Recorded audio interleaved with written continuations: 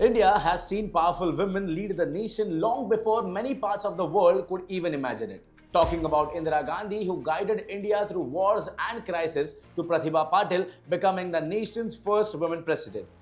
Indian women have already written their names in history in leadership. Even today, women hold a key position across politics, defense, and diplomacy. But now it's Japan's turn. A country known for its deeply traditional political system has finally broken a 75-year-old barrier. For the first time ever, a woman will now lead the world's third largest economy. Sanae Takaichi is the new Prime Minister of Japan, a nation that until now had never had a female head of government. But this time, more than just a symbolical moment, her rise comes at a time of economic uncertainty, rising regional tensions, and shifting global alliances. Hello and welcome everyone, I am Gaurang and you are watching Lokmat Times. And in today's video, we will explore who is Sanae Takaichi, how is she reached this position, what is Japan's politics, and why China and much of the world is watching closely. Sanae Takaichi was born and raised in Yamato Koriyama, Nara Prefecture in Japan. She studied at the Kobe University and before entering politics, she has worked as an author, television host, and legislative aide. In 1993, when she entered politics by winning her first seat in the House of Representatives as an independent. A few years later, she joined the Liberal Democratic Party, the LDP, Japan's dominant political party that has governed the country almost continuously since 1955. And over the decades and over the next 3 decades, Takaichi became a familiar face in Japanese politics. She served in key cabinet positions, including as the Minister of Internal Affairs and Communications and later as the Minister of State for Economic Security, roles which gave her experience in shaping domestic policy and national strategy. She also became known as a staunch supporter of Prime Minister Shinzo Abe's economic policies, often called Abenomics, which aim to boost growth through spending and monetary easing. Takaichi's path to the top was not easy.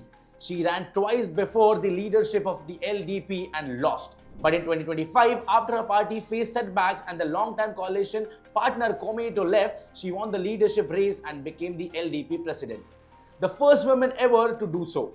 Soon after, Japan's parliament elected her as the 104th Prime Minister, officially making her the first female Prime Minister in Japan's history. Her leadership style is often described as ultra-conservative and nationalist.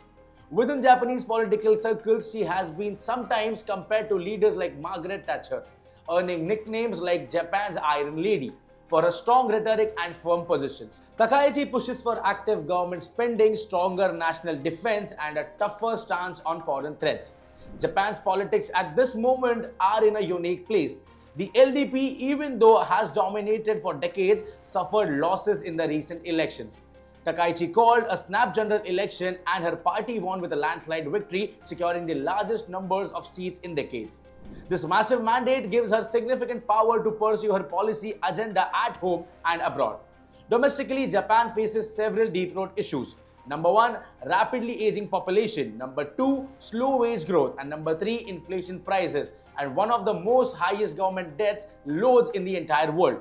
Now let's turn to what this leadership can change could mean for Japan's relationship with China and why Beijing has reacted cautiously. As we all know, China is Japan's largest trade partner, but the two countries have long been strategic rivals in Asia. Under Takaichi's leadership, Japan has signaled a tougher foreign policy stance, especially around security and defense. She has openly supported strengthening Japan's military capabilities and aligning more closely with the United States on regional security matters. Such shifts are seen as move away from Japan's post-World War II pacifist stance. China's government views many of these positions as challenging its core interests, particularly over issues like Taiwan. Takaichi has spoken about strategic cooperation with Taiwan and boosting Japan's defense forces, moves that Beijing sees as provocative given its claim over Taiwan and its broader region ambitions.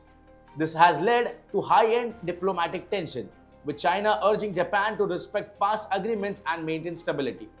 Another point of friction is Japan's historical memory. Takaichi has connections with nationalist groups and has been associated with visits to controversial sites that evoke Japan's wartime past. Now, these kinds of actions, even before becoming Prime Minister, drew criticism from China and South Korea. who view them as undermining reconciliation efforts after past conflicts. However, it is very important to understand that while Takaichi's stance may alarm Beijing, this doesn't automatically translate to conflict. Japan's constitution and political system place checks on how far any leader can escalate tensions, and Japan's democracy means policy changes required broad support. Yet, this leadership clearly signals a more assertive Japan, one ready to play a stronger security role in the Indo-Pacific. For India, a strong, stable Japan that seeks balanced ties with democracies like the United States and countries in Southeast Asia can be significant. A more assertive Japanese defense posture may act as the counterweight to Chinese influence in the region, aligning with India's interest in a free and open Indo-Pacific region.